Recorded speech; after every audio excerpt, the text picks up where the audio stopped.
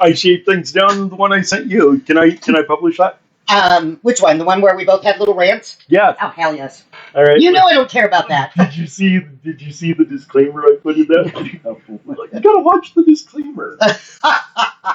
What I did is remember Almost Live? Yeah. Okay, which was Seattle's answer to Saturday Night Live, right? Right. I remember. They used to do cops in Mercer Island. Oh Cops. God, yes. Due to the graphic nature of the following program, there may be certain scenes that are not suitable for some members of our viewing audience, like wussies and little wimps and weenies. And so they put a trigger warning on front that said, this might trigger certain sensitive people, like wussies and wimps. And I put that in. Oh yeah, well, yeah, that's true. And you know, we know neither you or I are wussies or wimps. I know it's got to be the people online because they're so uncomfortable. I mean, that is the response. Yes, I believe that's true. I think those people have been. So we know that social media provides people a boutique level of individualization of information curation. I agree. And I think what we've done is we've gotten so used to, well, that's the problem I have with people that come into my employ. They're used to everyone just placating everyone's view of themselves. It's like, I don't play that game. I can't play that game. Because when I try to play that game, the level of support it takes for people to make that. I got an example. When I shot my antelope, that was.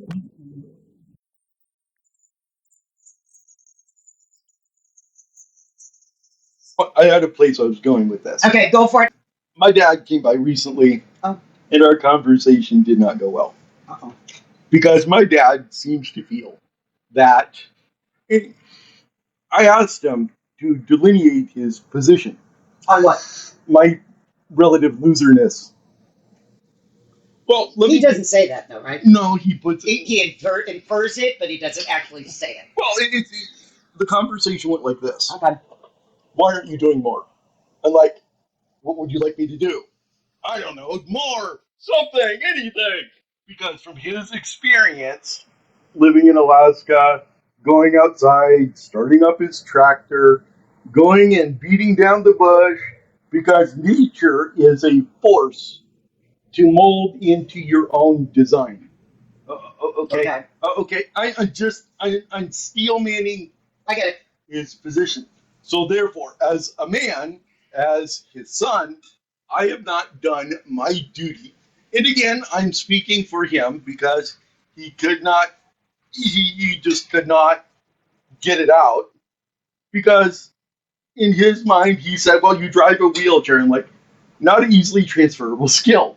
Well, you drive. Should we attach a lawnmower to your wheelchair? That would be more productive. I see. In his eyes than what I do now. Well, then he should figure out how to make that work. I was pretty upset with that because I had explained to him, look, Dad, when I worked up at National Oceanic and Atmospheric, I put 2 wheelchairs in the shop concurrently. They gave me, my one wheelchair crapped out, and then another wheelchair, through a backdoor deal that was made on my behalf. Right. So that one crapped out too? Care Medical up in Seattle. Yeah. They were able to issue me a loaner. And then over time that broke down. And then I'm sitting there going, I would commute from my apartment in Federal Way all the way up into, do you know much about the U District? So I get off the bus out in front of the UW Hospital, go over the bridge that goes to the, goes into Montlake. Montlake is this little area, is famous for the place where Kurt Cobain committed suicide. Okay. Nice, super nice neighborhood. The National Oceanic and Atmospheric building, which was National Marine Fisheries, was right there in that area, in that neighborhood. I come in, converse with the guard, give them the wave, go in, and do work and go home. Well, over time, there's a social element because other people started seeing me show up at the bus stops, and so there was a nice little community of commuters that was fun to be around. And they even one time they stopped the bus illegally to pick me up because I was late to the bus stop, and they're like, "Get Kevin! Get Kevin!" So I'm sitting there. This bus flashes me on the side of the road, and they're like deploying the ramp. I'm like, "Oh crap! This is so cool." So I got to experience those things, Right. but putting 20 years, getting retirement, these are the patterns of life that everyone goes through. And I know I'm an anomaly. I'm being judged Yep. based on my level of participation in that cycle of life. And it's hard because that's what my judge me on. Although they couldn't say it, they couldn't bring themselves to say it. So they're so busy judging what you can't do that they don't look at what you can? Well, remember that other guy. He wanted me to come by and work his wood lathe. So there's a there's a mismatch. He can't look at the way that you have it set and not think, gee, unless you're going to put it in my lab, which could be a little dangerous. Right. I mean, we are looking at about 600 to 800 to 1200 revolutions a minute on that wood lathe. No. Well, right. So you're people that say they love me, say they want the best for me, but don't have they have an idea of what's good in life, just trying to make me match what's good in life for them. But that never works for anybody. No, I disagree. You think that one person's contentment can be transferred? If you just do what I do, you'll be happy? I've had that experience.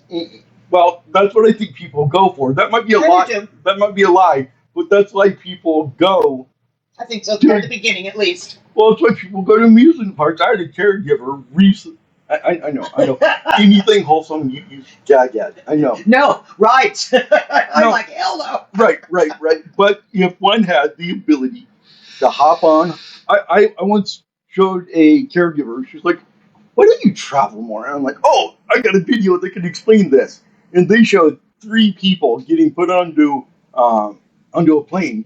I had her sit down and watch it. Mm-hmm. And when she watched it, she was like, "If that's what it took to get on and off a plane, that."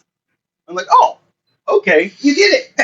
It's like you're able to see, well, my parents, they're under certain community mores. Okay. And so when they look, it's like this. You might have heard this with kids. It's a dirty word because social conditions are not set up from the top down. No, they're not. And they're bottom up. So what I'm getting at is that I'm not judging myself. When I judge myself, I look at all the failures in my life, and I'm sitting there going, "Oh, is there any way I can get a win out of here? Is there any?" And in that video, the first one was "Why am I not happy?"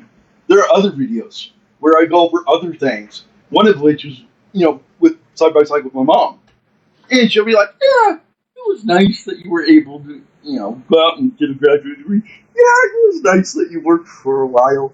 But you can tell there's a other side of the coin. So that which was, "I have no grandkids from you. No, these are normal expectations." Okay, we already, I don't do things. Right. Well, where I get into the issue is that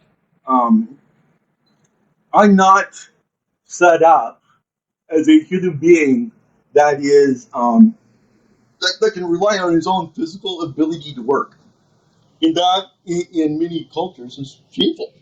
It's no different than me being lazy. And this is the problem I have.